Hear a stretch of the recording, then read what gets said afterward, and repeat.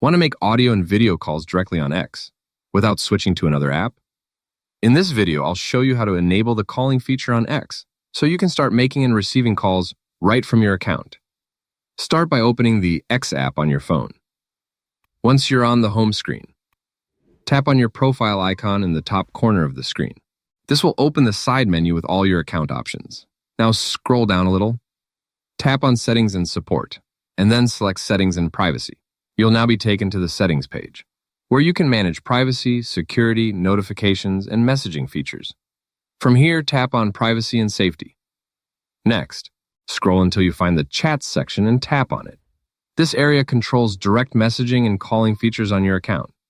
Now look for the option called Enable Audio and Video Calling and turn the toggle switch on. Once enabled, you may also see extra options that let you choose who can call you.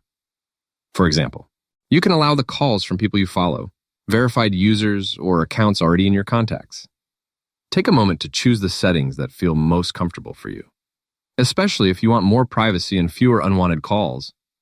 Audio and video calling is now enabled on your X account, and eligible users will be able to contact you directly through the app.